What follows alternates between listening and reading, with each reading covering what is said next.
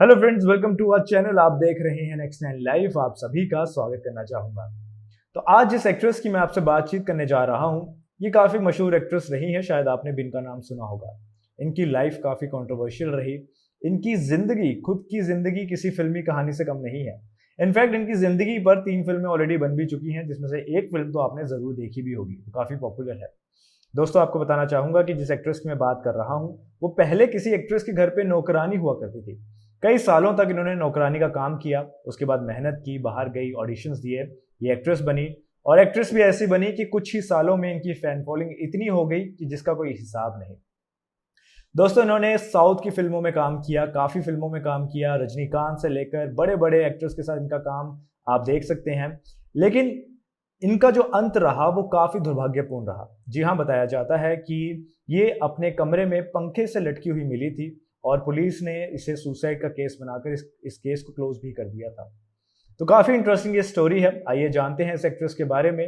Video को शुरू करने से पहले आप सभी से दरख्वास्त करना चाहूंगा कि अगर आप हमारे चैनल पर नए हैं तो चैनल को सब्सक्राइब जरूर कर दीजिएगा। इसके अलावा वीडियो पसंद आए तो इसे लाइक करना नहीं भूलिएगा। चलिए शुरू करते हैं। तो हिंदी सिनेमा में ऐसी कई अभिनेत्रियां रही हैं जो अपने बूते पर ही फिल्मों को हिट कराना जानती थी। गुजरे ज़माने में भी एक ऐसी अदाकारा रही है। आज हम उसी के बारे में बात करेंगे। आज हम जिनके बारे में बात करने जा रहे हैं, उन्होंने ना सिर्फ अपने दम पर फिल्मों की नैया को पार लगा दिया, बल्कि उनके बोल्ड अवतार और फिल्मों में उनके अभिनय को देखते हुए लोगों ने उन्हें एक अलग नया नाम दे दिया। जी हाँ, उनका नाम कुछ और था, लेकिन उनके अभिनय को देखते हुए इनको एक नया नाम मिला। इस अभिनेत्री जिसकी हम बात कर रहे हैं, इस अभिनेत्री का नाम है विजय लक्ष्मी। विजय लक्ष्मी के बारे में शायद आपने नहीं सुना होगा। आप सोच रहे होंगे कि ये अदाकारा कौन है, तो आपने सिल्क स्मिता का नाम ज़रूर सुना होगा। जी हाँ, विजय लक्ष्मी को लोग सिल्क स्मिता कहने लगे थे। अगर आप अब भी इस नाम से अपरिचित हैं तो फिल्म डर्टी पिक्चर में अभिनेत्री विद्या बालन ने जिसका किरदार निभाया है, हम उसी की बात कर रहे हैं, और वो थी सिल्क स्मिता। जी हाँ दोस्तों, एक समय में काफ़ी मशहूर एक्ट्रेस थी ये सिल्क स्मिता। विजय लक्ष्मी के चाहने वालों का सैलाब तब आया जब फिल्मों में इन्हें नाम मिला सिल्क स्मिता। 2 दिसंबर 1960 को जन्मी सिल्क ने मात्र 17 साल के अपने फिल्मी करियर में 500 से ज़्यादा फिल्मों में काम करके तहलका मचा दिया था। लेकिन अफसोस की बात यह है कि 23 सितंबर 1996 में अपने घर में वे पंखे से लटकी हुई पाई गई थी। सिल्क की ज़िंदगी पर वैसे तो 3 फिल्में बन चुकी हैं, लेकिन इस अभिनेत्री के बारे में अब भी जो आप नहीं जानते वो हम आपको आज बताने जा रहे हैं। तो चलिए शुरू करते हैं। दरअसल सिल्क का जन्म एक गरीब तेलुगु परिवार में हुआ था। उनकी माँ और पिता काम करके किसी तरह अपना और अपने बच्चों का पालन पोषण कर रहे थे। थोड़ी बड़ी होने पर एक सरकारी स्कूल में सिल्क का दाखिला करवाया गया ताकि वह पढ़ लिखकर कुछ किताबी ज्ञान और दुनियादारी सीखेगी। लेकिन 4th कक्षा में ही सिल्क को स्कूल छोड़ना पड़ा था। सिल्क के माता पिता इतना पैसा नहीं कर पा रहे थे कि वे सिल्क की पढ़ाई को जारी रख पाएँ। लौटकर सिल्क को घर का चूल्हा चौका ही संभालना पड़ा था।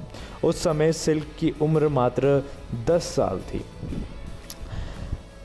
दोस्तों, सिल्क उम्र में तो छोटी ही थी, लेकिन वो दिखने में बड़ी लगने लगी थी। माता पिता को सिल्क एक जवान लड़की लगने लगी, तो उन्होंने उसकी शादी करवाने की सोची। उन्होंने सोचा कि अब लड़की को शादी करवा लेनी चाहिए, वहीं सबसे सही रहेगा। और बहुत ही कम उम्र में सिल्क का ब्याह एक मज़दूर से करवा दिया गया। इस तरह माता पिता ने अपने सिर से बोझ को हल्का किया और सिल्क की बहुत छोटी उम्र में ही शादी हो गई। दोस्तों, उसके बाद जिस घर में सिल्क शादी करके पहुंची, वहां भी उसके साथ बहुत अच्छा व्यवहार नहीं हुआ करता था। पति एक नंबर का शराबी था। शराब पीकर वह सिल्क को पीटता था और उसकी गलतियों की गालियां उसके परिवार वाले सिल्क को ही सुनाते थे। यानी सिल्क के पति अगर कोई गलती करते थे तो उसके पति के जो घर वाले थे वो सिल्क को गालियां सुनाते थे। आलम यह था कि कभी कभी तो उसके देवर और ननद भी उन्हें पीट दिया करते थे। इसलिए वो अपने घर को संभाल नहीं पाई और सिल्क घर छोड़कर भाग गई और सीधे चेन्नई पहुंच गई।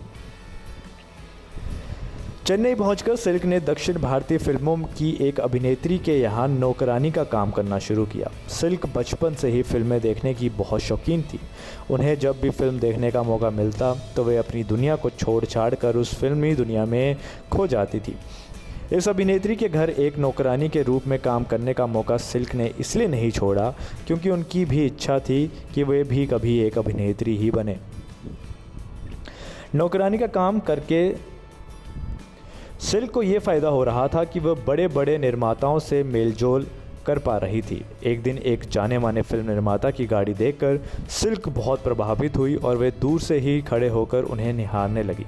इस पर उनकी मालकिन ने तंज कसते हुए कहा कि इस बड़ी गाड़ी को देखकर कहीं उसमें बैठने का सपना तो नहीं देख रही हो।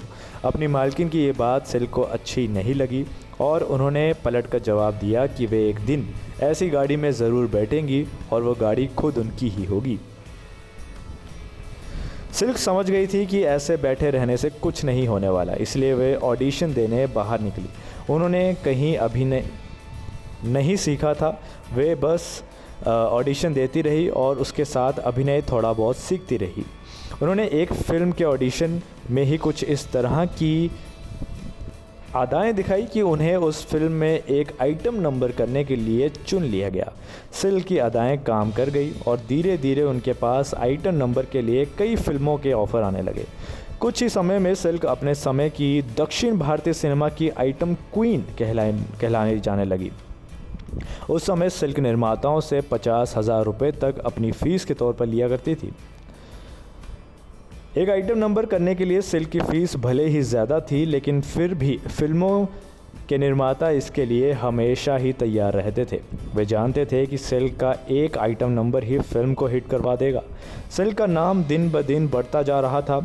इसका असर ये हुआ कि सिल्क को फिल्म इंडस्ट्री में आए हुए सिर्फ 4 साल ही हुए थे और इतने कम समय में ही उन्होंने 200 से ज़्यादा फिल्मों में काम कर लिया था। तमिल फिल्म इंडस्ट्री में कमल हसन और रजनीकांत दोनों ने सिल्क के साथ खूब काम किया हुआ है। दोस्तों, सैकड़ों फिल्मों में काम करने के बाद अब सिल्क का करियर ढलान पर आ गया। दरअसल लोग उनके एक ही काम से उब गए थे। तब उन्होंने अभिनय छोड़ फिल्म का निर्माण करने में हाथ आजमाया था। जिस तरह दर्शकों ने उन्हें नकार दिया था, उसी तरह उनकी बनाई हुई फिल्मों में भी कोई दम नहीं रहा।